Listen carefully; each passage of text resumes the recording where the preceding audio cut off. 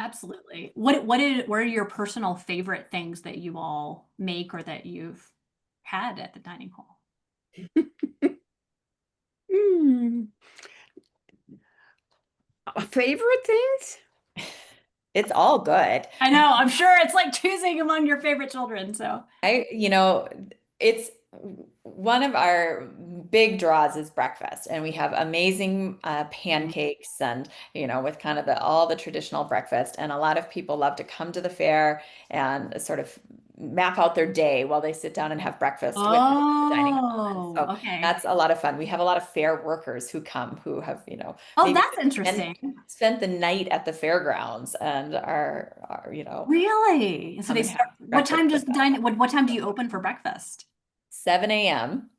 And we have pretty incredible cinnamon and caramel rolls if you're there early as well. Um, so Elaine maybe has favorites from other meals of the day. Wow. Oh, I just am always amazed at the new food ideas that keep Mhm.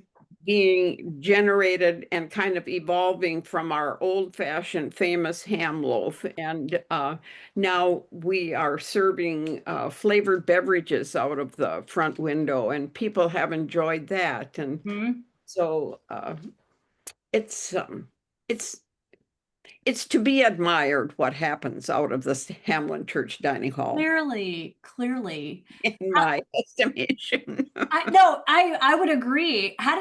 What does this look like in terms of, are the expectations for your like regular church meals pretty high? Because you all have this going, how does this translate into your rest of the year gatherings? At church. Hmm.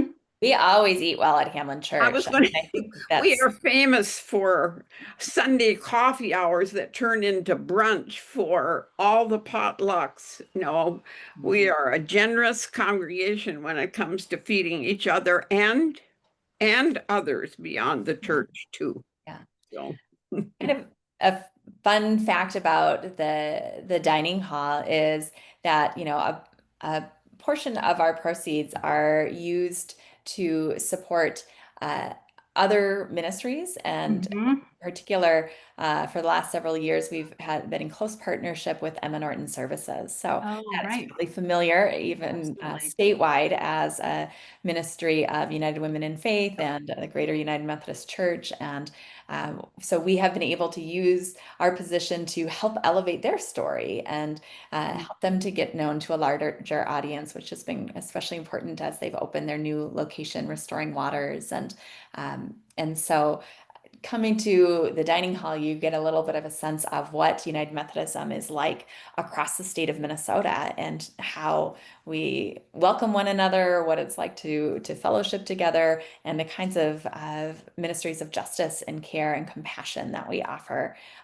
in all of our churches. And so we feel proud to not only represent Hamlin Church, but to represent the Minnesota Annual Conference and all of our United Methodist siblings across the connection.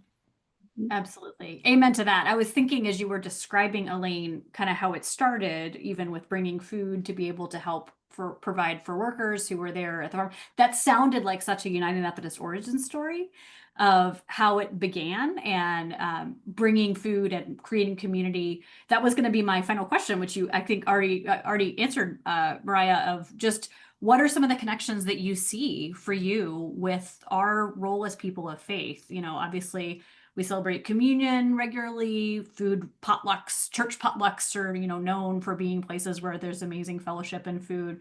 But what for you is the thing that keeps you coming back to this being a really powerful ministry of Hamlin Church that expresses our faith? well, we are known for our outreach in terms of providing a wonderfully caring, hospitable environment for anyone who wants to come in. Yeah.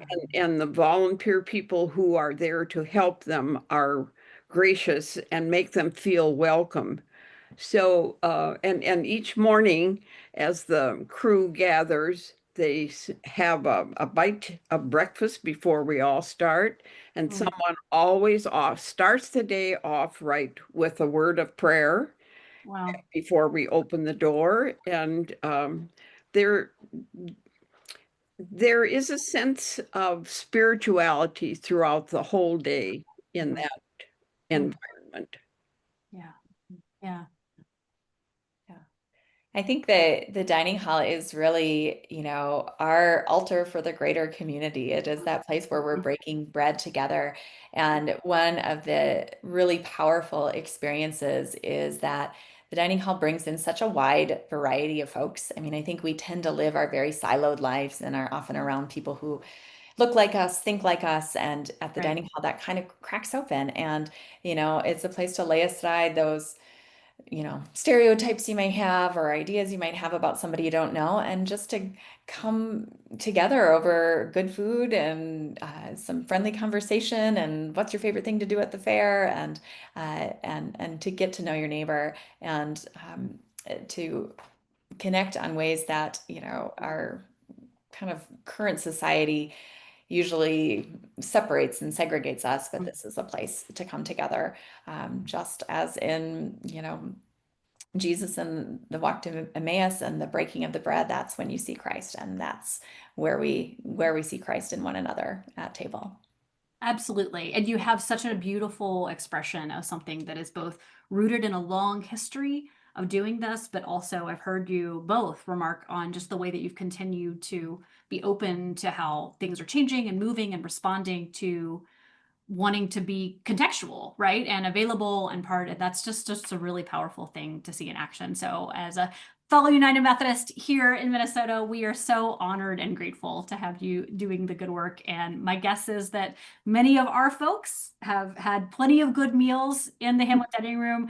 I want you to know that my family is planning to come this year and that this is on our list. So we are coming. And I think now you swayed me to breakfast as being the place that I want to start our day with, because that sounds amazing. But we are so grateful.